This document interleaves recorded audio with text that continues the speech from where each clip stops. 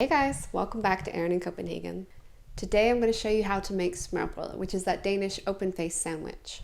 Now, if you couldn't tell, I myself am not Danish, so perhaps all the Danes watching this will get a kick out of how the foreigner makes their food.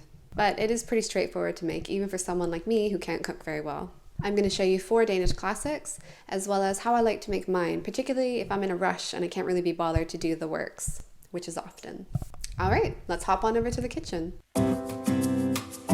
Okay, so what you're going to need is some rye bread, grated horseradish, a red snack pepper, an avocado, lemon, cucumber, romaine lettuce, butter, dill dressing, mayo, remoulade, more on that in a second, a hard-boiled egg, cherry tomatoes, some fresh dill, a pickle or two, small prawns, roast beef, smoked salmon, and breaded plaice, which is a type of white fish.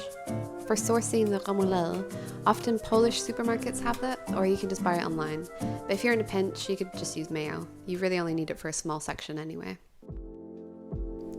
Alright, so let's start with the roast beef one. Get a piece of rye bread and do a thin layer of butter all over.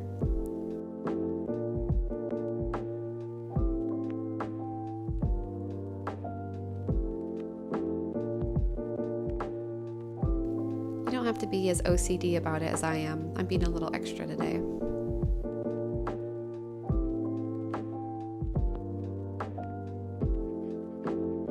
Once you've done that, lay your roast beef directly on top.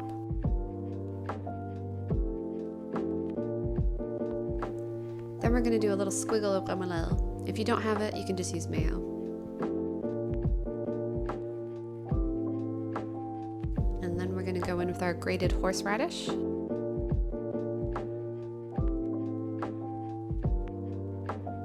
Do a pretty generous helping of it on one side of the sandwich.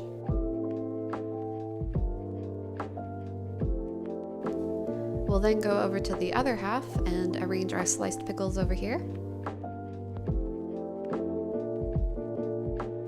A couple little slices of red pepper over here, gives it a nice little bit of color. And then I forgot to include this in the ingredients, but this recipe also uses crispy onion, so we'll just do a nice generous pinch of that on top.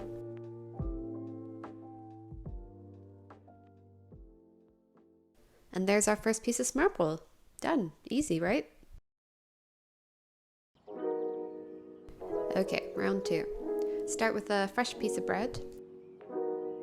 Now for this one, I personally like to add this dressing here. It's a dill mustardy one. You can find them everywhere in the stores here.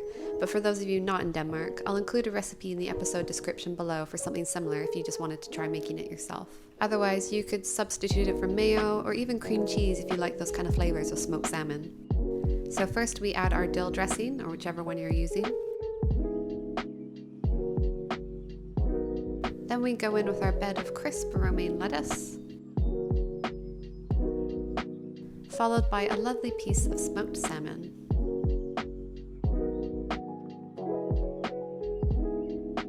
After that, we'll add our sliced cherry tomatoes and avocado.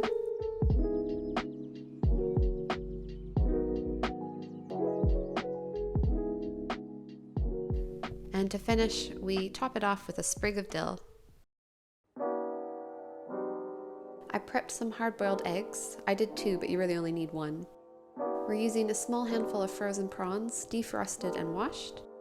So we get our bread, then we'll add another little bit of lettuce, then our sliced hard-boiled eggs.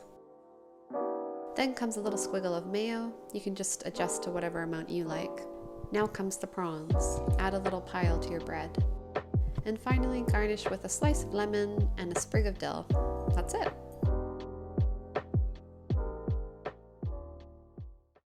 On to our 4th and final Danish classic. I prepped by pre-cooking my frozen breaded plaice in the oven for 20 minutes. So this smørrebrød is a warm dish, unlike the previous 3. And lay the fish directly on top. Add a generous squiggle of remoulade or mayo if you don't have it.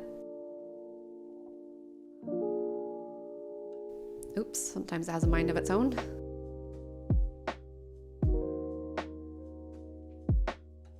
Let's just get that out of the way. Then we add a slice of cucumber and a slice of lemon.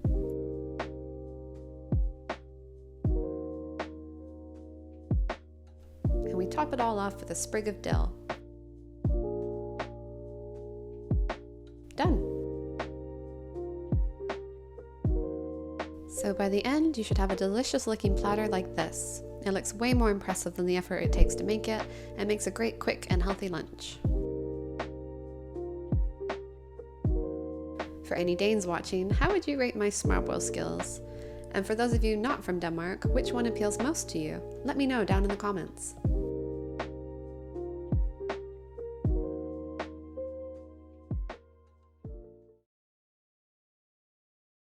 So the different versions I've shown you so far are what the Danish would call 𝗘𝗩𝗘𝗥𝗬𝗧𝗛𝗡𝗟, which is basically smørrebrød that is piled high. It's all about the aesthetics, and this is normally what you'd find more at parties or formal functions.